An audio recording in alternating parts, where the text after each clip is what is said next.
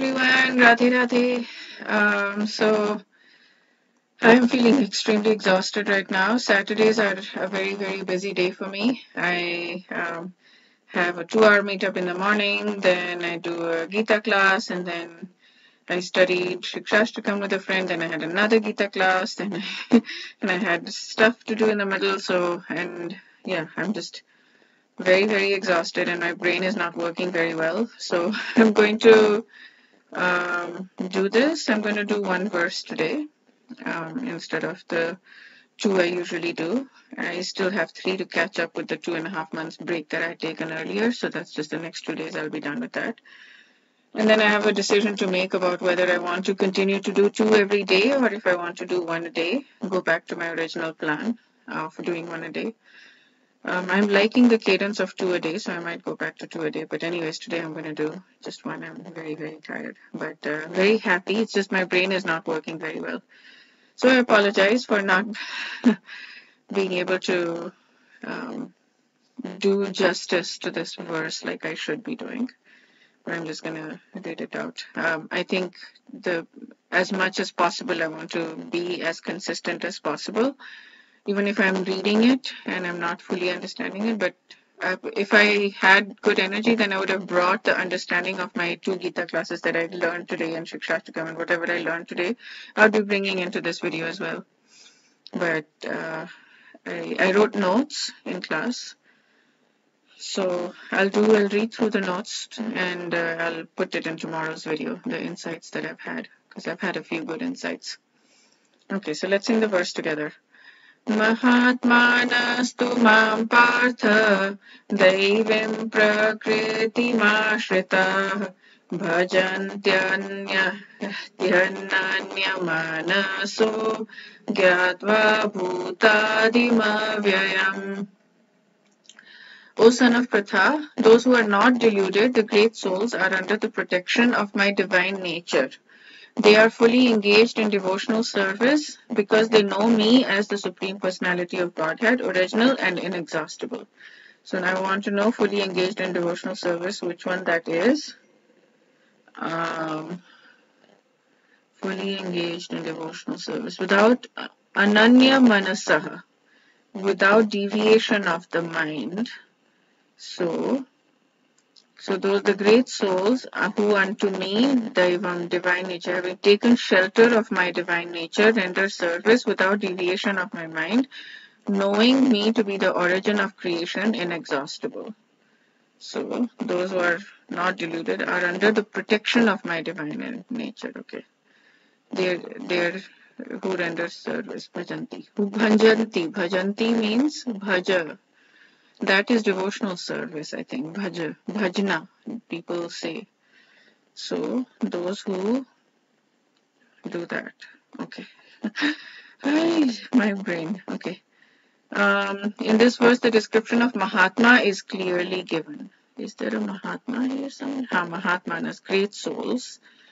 So, great souls are those who are under the protection of my divine nature, Daivim, Prakritim, divine nature, having taken shelter of me, then they render service, bhajanti, they bhajo me, ananya manasa, without deviation of the mind, knowing me to be the origin of creation and original and inexhaustible. Okay, so the Mahatma is person who is already seated in the divine nature, is not under control of material nature.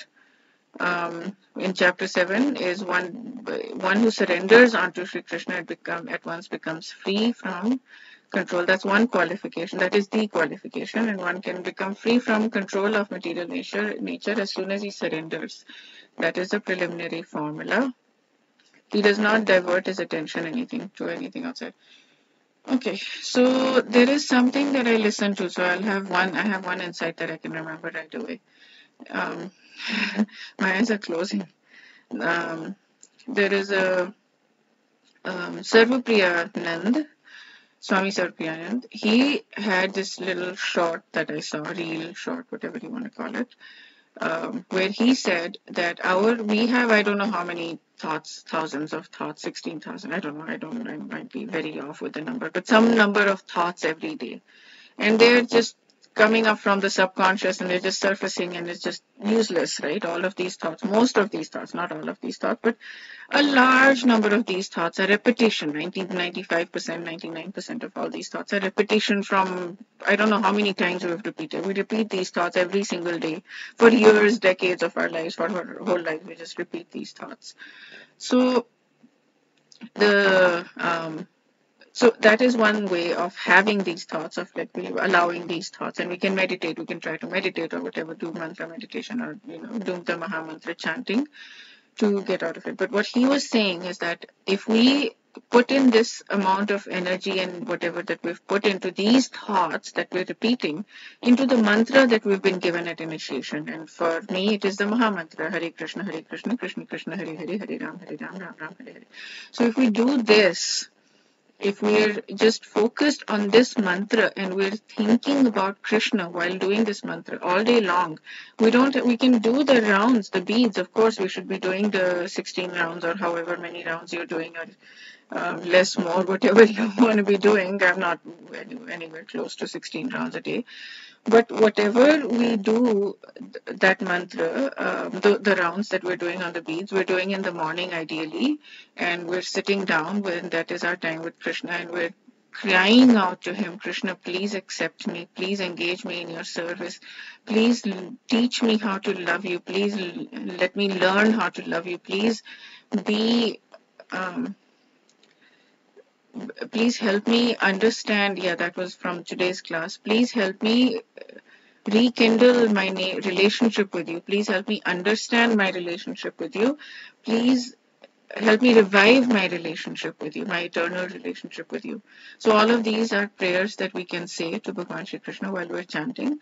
But even the rest of the day, so this is what I've started doing. This was 2-3 days ago that I listened to Swami Sarvapriyananda, who said this, that our relationship, our brain should be focused towards that. It should be focused towards the mantra that we have, that we've been given, which is in our case, in ISKCON people's case, or Gaudiya Vaishnava's case, is this mantra, and we should be just chanting. So I've been doing that. I remember, whenever I remember, not all the time of course, but whenever I remember, I'll just simply say, I go to the bathroom and I just start singing or chanting Hare Krishna, Hare Krishna. I don't have my beads with me, I'm not counting, but I'm just simply saying it, and I'm trying to remember Krishna along with it. And while I'm remembering, I'm trying to remember not from, like, if I can feel myself remembering, like if I can feel myself feeling ego while thinking about Krishna, or like, see how this person liked me, and my thoughts are like that, oh, this person liked me,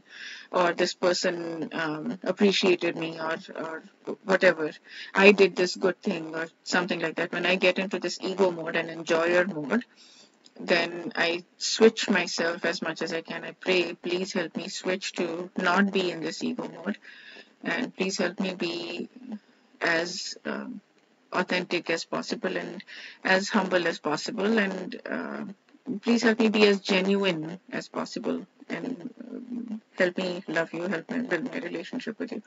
So that prayer, if we're doing while we're during our day, all day long, basically, we can practice doing that. Just practice chanting as much as we can. And then sometimes these thoughts are so strong. I'm like, I don't want to. I felt that today. Just an hour or two ago, actually, I was having this thought, and this thought was about, I did something, I said something that seemed like it was Krishna conscious related, yes, but there was an ego attached to it. I said something that somebody. Basically, I was trying to talk to somebody about Krishna, and the person liked what I said, and they said, oh, I had fun, this was a really good conversation, that kind of thing. And they were motivated, and they were chanting during the day a little bit because of me. So I asked them, do you have 5 seconds? And they were asking, how do I begin? And I was like, do you have 5 seconds a day?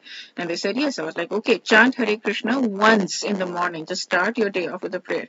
So I was thinking about that, and I was feeling good, like, oh, I helped this person. And I was feeling this ego thing that, oh, I helped this person. And then So then I was doing this, the chanting, but I was doing it from this place of ego as well. So I was chanting, I was just singing, I was in the bathroom, I was brushing my teeth, and I was like just thinking Hare Krishna while I was brushing. And I was feeling this ego. So then I brought myself, I was like, okay, God, please help me remove this ego because this is not helping me in building my relationship with you. Please help me revive my relationship with you. And that helped. So where was I going with this? Yeah, well, one thing I wanted to talk about is this prayer. Please help me revive my relationship with you, because that was a new angle that I heard today. Second is chant the Maha Mantra. Yeah, that was what I was going with it. Chant the Maha Mantra all day long as much as you can, because what Swami Sarvapriyananda said is right. So I had this desire to hold on to that thought. So when I was praying, please help me get out of this ego mode, I could feel the resistance in me because I didn't want to get out of this ego mode. I was like, but this thought is good, this thought is important. And then I was like, how is this important? I was negotiating with my mind. I was negotiating with myself. I was like, how in the world is this thought important? I don't understand how this thought is important. It's not important. I've thought this thing a million times. How is this helping me in any way, shape, or form? But then if I am building my relationship with Krishna, isn't that far more valuable? But I had to work through it in my brain. I had to convince my brain. It wasn't obvious to my brain. It wasn't easy. It wasn't like I had to tell myself, no, this is not useful. See, this is useful.